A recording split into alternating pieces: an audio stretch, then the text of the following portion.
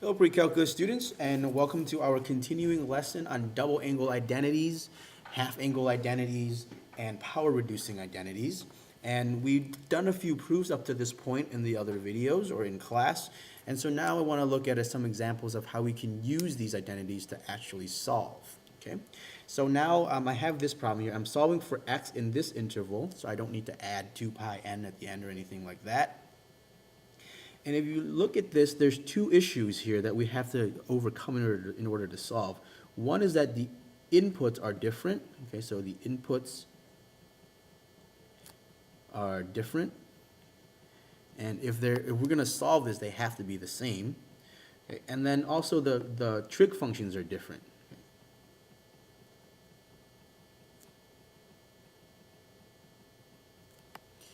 So we have cosine and sine, and we can't solve that equation. And not only that, we have cosine of 2x and sine of x. So the inputs here are also different.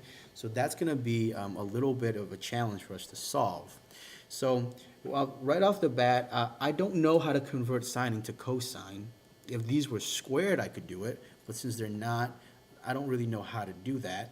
So I'm going to attack this part first here. The inputs are different. So I have three identities here that I get to pick from, and it's a very important thing to pick the right one, because otherwise, I mean, you can still do the problem, but it will take a lot longer to do it. And if you notice here, I want to pick the one that only has sine in it, because the other side of my equation only has sine in it. If I pick one of these other ones, I'm still going to have different trig functions. So by picking the third identity here, it solves both my problems. It's going to allow me to change the inputs so that they are the same, and then change the trig functions so they are the same. So I'm going to use this third identity here. So instead of cosine 2x, this is going to become 1 minus 2 sine squared x equals sine x. Okay. And so that was nice because you can see again, now I have same inputs and I have the same trig functions. Okay. So now this problem isn't too difficult to solve. I'm going to make one side equal to 0.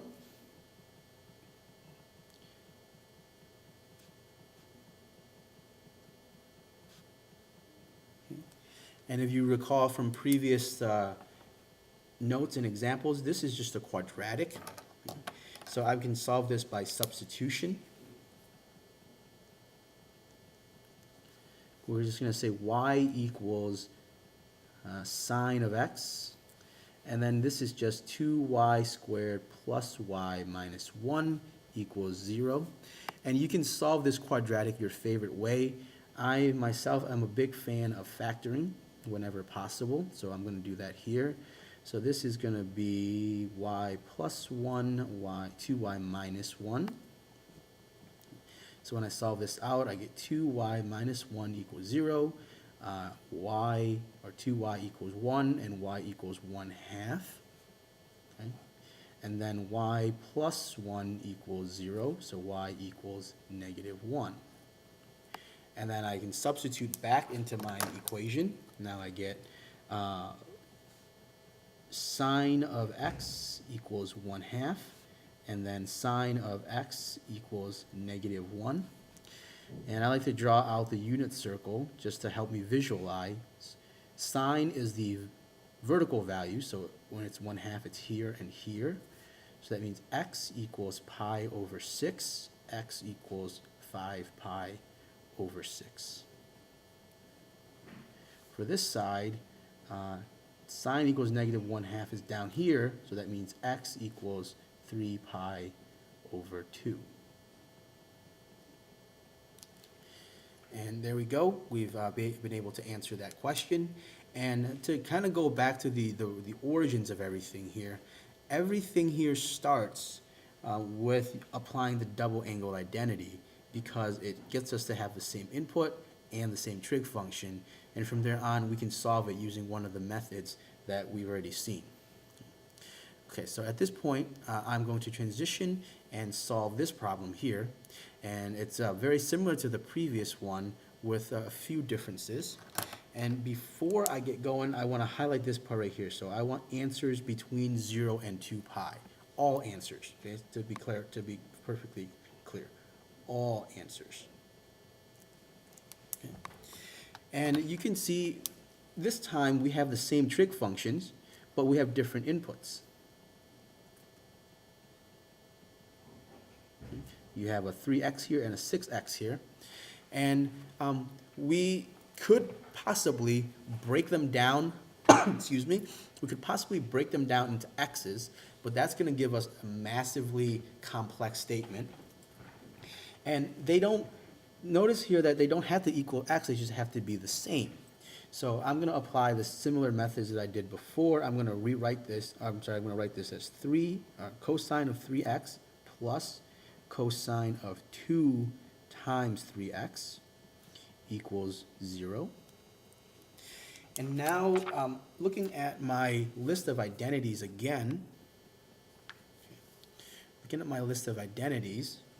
which identity, I have a double angle identity right here, and I want to pick something that's not going to complicate the problem even further. If I pick this first identity, I'm going to end up with cosine and sine. If I pick the third identity, I'm going to end up with sine, but I don't want that. I just want everything to be cosine. So probably the most reasonable one here is the middle one. And so this is going to give me cosine of 3x plus, applying the second identity here, this will give me, and notice here that, you can just see that u is equal to 3x. Okay, that's how you can visualize it. U here, instead of saying 2 times u, it's just 2 times 3x. So now it's going to be plus 2 cosine squared of 3x minus 1 equals 0. And I'm going to put that sheet away. And now I'm at this point where I can just solve a problem that's very similar to this one up here. So I get 2 cosine squared 3x plus cosine 3x minus 1 equals 0. And we can solve an equation similar to what we had up here. We can substitute y equals cosine x. So now I get 2y squared plus y minus 1 equals 0. Again, I like to factor these things, so I get 2y minus 1 times y plus 1 equals 0. And that's, you can see here I solved it with the extra steps up here. I'm just going to skip that a little bit just to save us some time. Y equals 1/2, and then y equals negative 1. So now I get, this should be y equals cosine 3x, not cosine x, cosine 3x. So now I get cosine 3x equals 1/2, and cosine 3x equals negative 1. Looking on the unit circle,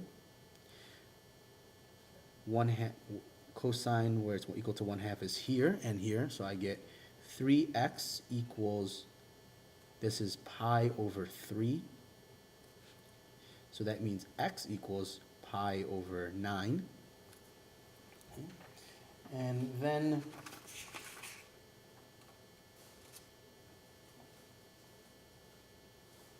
for the other part,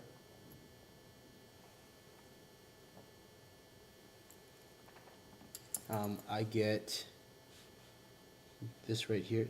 Let me box this in first. So this down here, 3x equals pi, that's 5 pi, 5 pi over 3. So x equals 5 pi over 9. So that's another solution. On this side, cosine is negative 1 right at that point. So I get 3x equals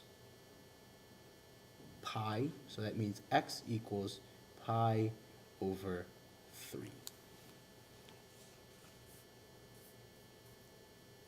Sorry, I'm realizing that I'm drawing stuff right here completely off the page. So let me just center everything there. Okay. Well, it would certainly seem that we're done, But there is a important challenge and difficulty in this problem, is that if we look at the original question, it's asking for all answers between 0 and 2 pi. And normally we're done. Okay, normally we're done because the period is 2 pi. However, in this problem, because you have the 3x right here, I'm going to write this on the side, make a note here, that the period is 2 pi over 3. This is a horizontal shrink by 3. Okay? So we're going to have more answers than this.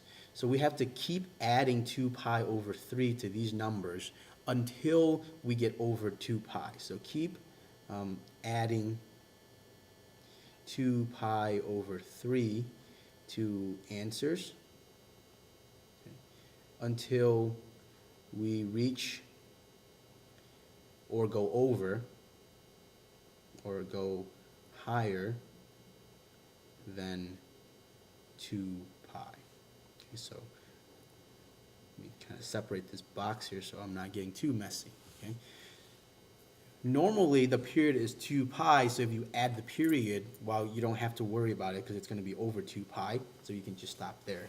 But there's going to be a few more answers to this. So let's take this pi over 9. Okay, so x equals pi over 9, but x also equals pi over 9 plus 2 pi over 3, which is